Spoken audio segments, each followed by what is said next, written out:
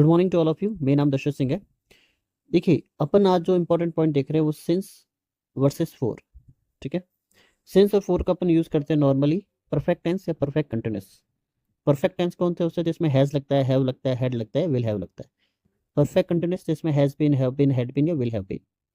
तो ये जो टेंस होते हैं इनमें अपन सिंस और फोर का यूज करते हैं। तो पहले अपन देख लेते हैं कि सिंस और फोर होता क्या है।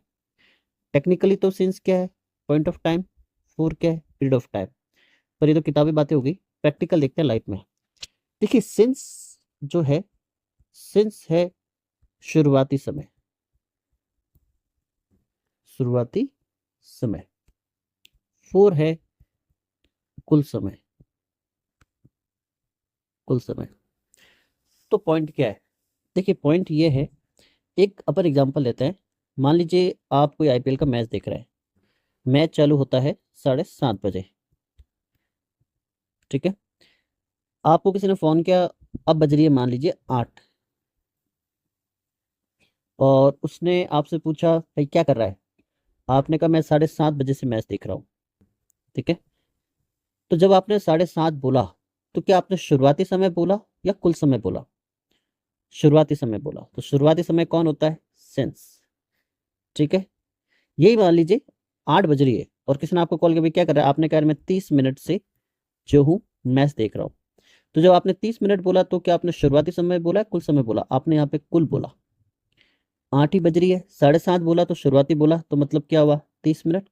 30 मिनट बोला, अगले ने घड़ी देखी, तो मतलब आपने कब स्टार्ट किया? 7:30। बात दोनों सेम है, लेकिन सेंस क्या दिखाता है? शुरुआती समय। फोर क्या दिखाता है? कुल समय। कैसे? एक और एग्जांपल देखते हैं हिंदी में। आप मुझे एग्जांपल के किसी ने कहा सर मैं आपका, एग्जांपल के लिए मान लो सर मैं आपका 10 बजे से वेट कर रहा हूँ। तो ठीक है। दूसरा बच्चा बोले सर मैं आपका 1 घंटे से वेट कर रहा हूँ। तो अभी क्या बजनी चाहिए? 11।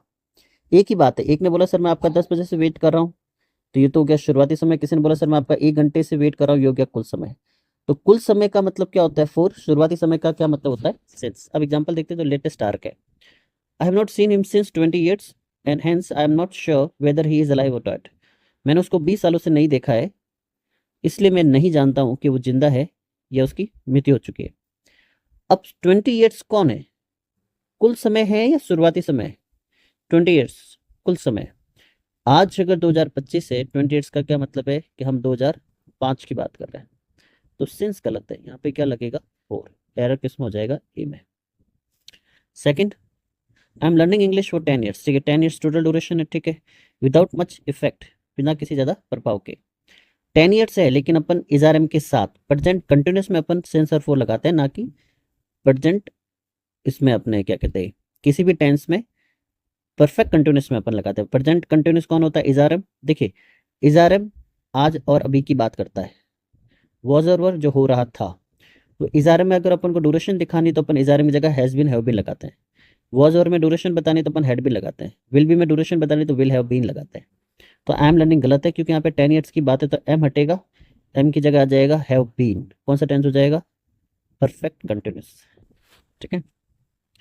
तीसरा example, from the last 1 month each of us. पिछले 1 महीने से हम में से हर कोई has been working on the same project. पिछले 1 महीने से हम में से हर कोई सेम प्रोजेक्ट पे काम कर रहा है। For the last 1 month total duration है। फ्रॉम गलत है, क्या लगेगा? फोर।